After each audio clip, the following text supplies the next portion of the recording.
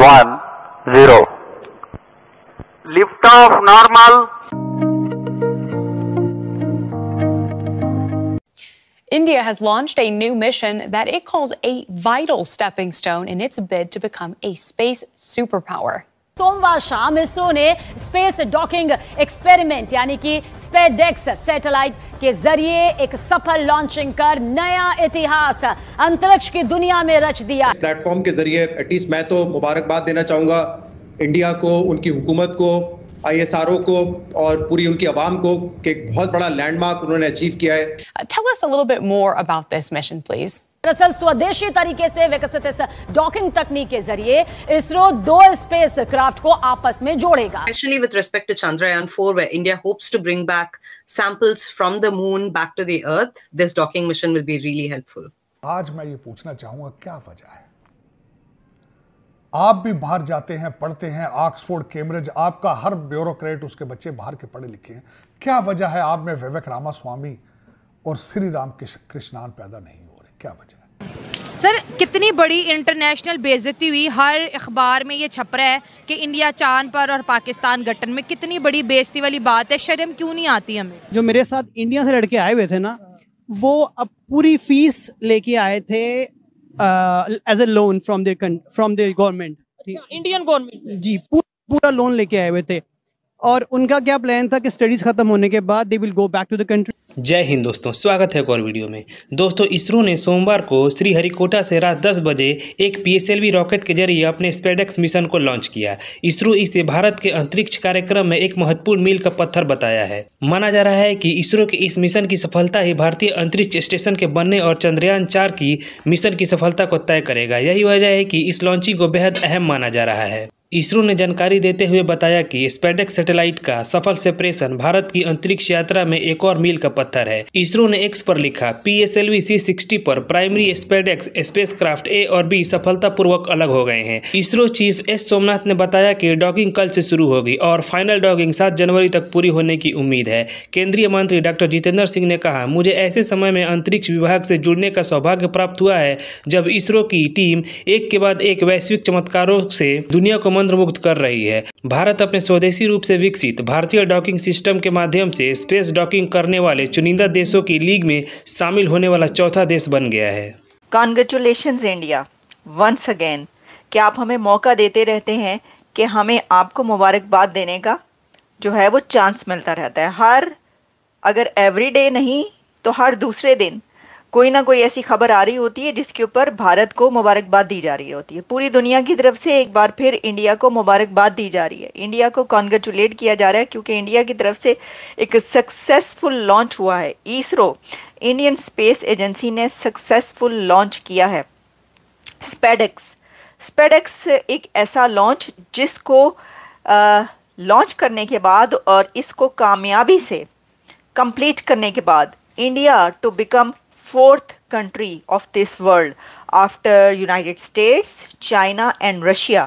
अब इंडिया भी उस लिस्ट में आ चुका है जिसके पास ये कैपेबिलिटी है और जिसने ये अचीवमेंट हासिल की है कि उसने जो स्पेडेक्स स्पेस मिशन लॉन्च किया है, जिसके बाद इंडिया के पास ये कैपेबिलिटी आ जाएगी कि वो अपना स्पेस स्टेशन भी बना सके।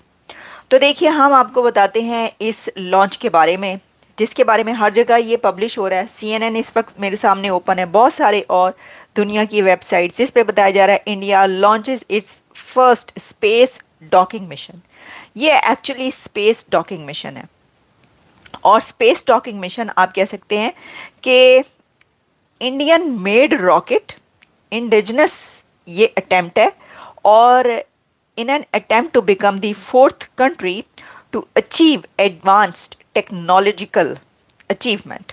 अच्छा, this mission called Space Docking Experiment SpaceX lifted off from the Satish Dhawan Space Center in Andhra Pradesh state at 16:30 GMT और इसमें Indian space research organisation ISRO जो है उनकी तरफ से पैगाम दिया गया और उनके चीफ की तरफ से भी मैसेज जो है मिला। लेकिन मुझे बड़ा ही ज़बरदस्त जो मैसेज लगा है वो अमित शाह का है और अमित शाह जी ने कहा कि Bharat space is to become the fourth nation to master space docking.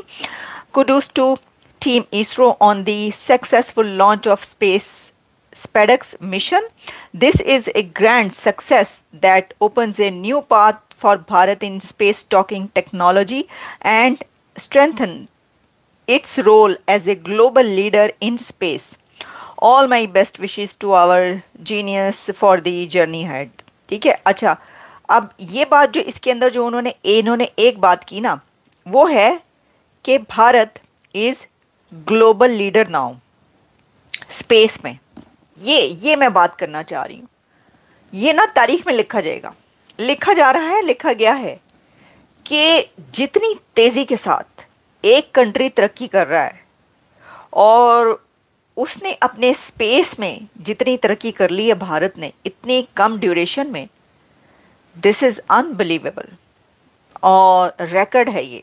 और ये हमेशा रहेगा कि कोई कंट्री ऐसा था कि जिसने स्पेस में, बाकी तो आप इकोनॉमी और सब जगहों पर हम करते ही हैं बात, लेकिन स्पेस में भी जो कि बड़ा एक मुश्किल काम होता है, एक लोगों को जो दुनिया के ऐसे कंट्रीज़ के जो इस वक्त स्पेस में जिनकी मोनोपोली है हमेशा से, उनके साथ उनको टक्कर देना और उनके मुकाबले पर आकर खड़े होना। आज आपने पाकिस्तान के मेंबर ऑफ पार्लियामेंट की तो स्पीच सुनी होगी। सैयद मुस्तफ़ा कमाल कहते हैं कि इंडिया चांद पर पहुंच गया और हमारे बच्चे गटरों में, मतलब इंडिया चांद पे और पाकिस्तानी स्टूडेंट, पाकिस्तानी जो बच्चे हैं वो गटरों में जो है मर रहे हैं क्योंकि गटरों के ऊपर ढक्कन तक नहीं है। और ये हाल है जी रोशनियों का शहर जिसको हम किसी वक्त कराची कहा करते थे। साथ साथ उन्होंने ये भी कहा कि हमारे कराची में जो है कतरा पानी मौजूद नहीं है, नई सप्लाईज लाइंस है ही नहीं है। और उन्होंने कहा कि मैं इंडिया की तारीफ नहीं कर रहा, मैं यहाँ पर कोई पॉइंट स्कोरिंग की बात नहीं कर रहा, लेकिन एक दफ़ा आप इंडिया को देखिए और फिर पाकिस्तान को देखिए, वो कहाँ खड़े हैं,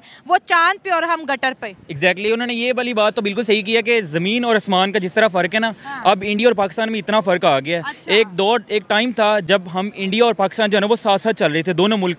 चाहे इंडिया के पास अपने वो बहुत ज़्यादा इन्वेस्टमेंट भी उधर आ रही थी, दुनिया जो है ना उनको सपोर्ट भी कर रहा था, लेकिन फिर भी पाकिस्तान जो है ना वो उनके साथ चल रहा था। अब ये हालात हैं कि इंडिया जो है ना वो चांद पे पहुंच गया और हम ज़मीन से भी नीचे जो है ना वो घुसते जा रहे हैं। हाँ। हमारा ये लेवल हो गया है। उस बंदे ने सही बात की है, लेकिन दूसरी तरफ अगर हम उनसे पूछें तो भाई इनकी भी हुकूमत रह रही है।